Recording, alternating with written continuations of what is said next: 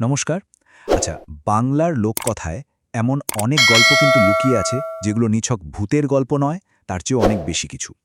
আজ আমরা ঠিক তেমনই এক রহস্যময় কাহিনীর গভীরে যাব।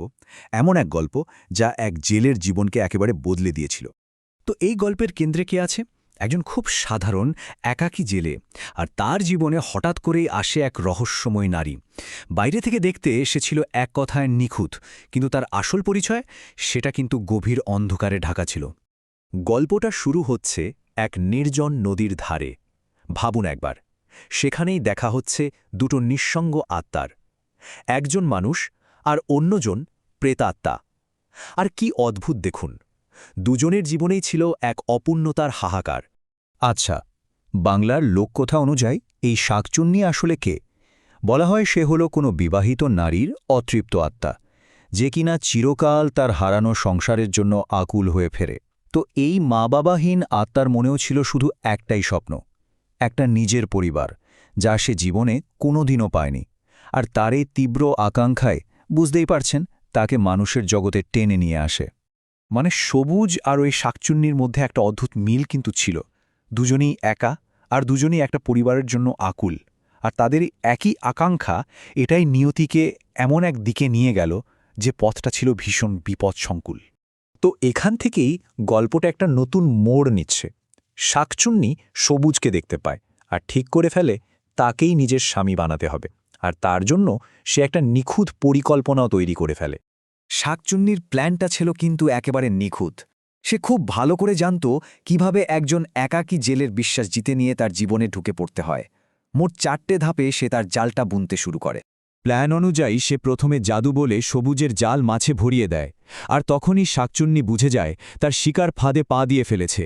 তার বহুদিনের অপূর্ণ স্বাদ পূরণ হওয়ার পথটা যেন এবার খুলেই গেল। এরপর মালা নাম নিয়ে সে হাজির হয় সবুজের দরজায়, আর তারপর ধীরে ধীরে নিজেকে সবুজের জীবনে অপরিহার্য করে তোলে। তার সেই অসাধারণ রান্না, তার নিখুঁত ঘরকন্নার কাজ, সবুজ তো মুগ্ধ হয়ে যায়।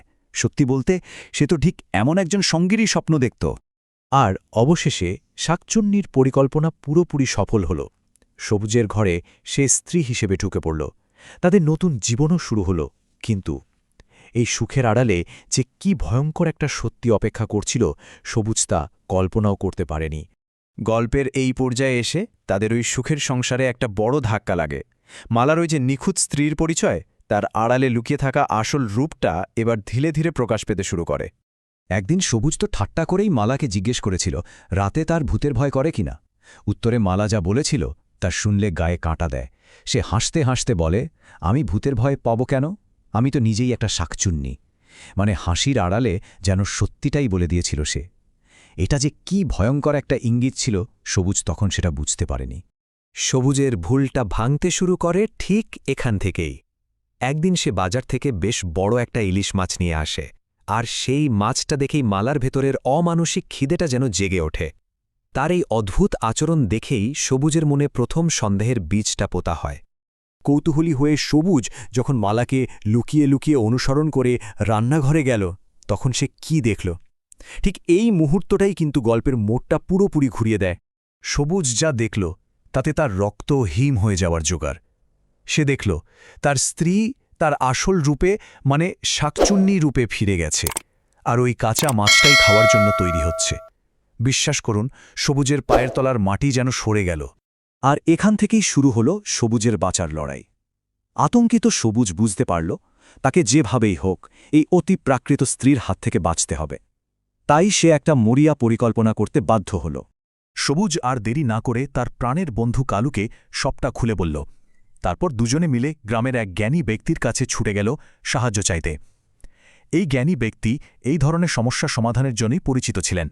হ্যাঁ, তারা সাহায্য চাইতে গেলেন গ্রামের কবিরাজের কাছে। দেখুন, এই কবিরাজ কিন্তু শুধু সাধারণ চিকিৎসক ছিলেন না, তিনি ছিলেন এমন একজন জ্ঞানী ব্যক্তি যিনি ভূত প্রেত বা অশুভ শক্তির মোকাবেলা করার উপায় জানতেন। কবিরাজ তাদের একটা বেশ অদ্ভুত কিন্তু খুব শক্তিশালী একটা সমাধানের পথ দেখালেন।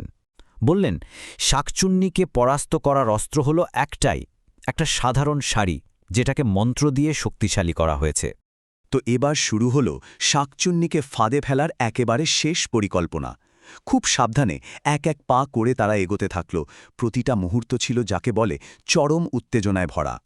আর যেই না মালা ওই মন্ত্রপুত শাড়িটা পরল, সঙ্গে সঙ্গে তার শরীরটা যেন আগুনে পুড়তে শুরু করল।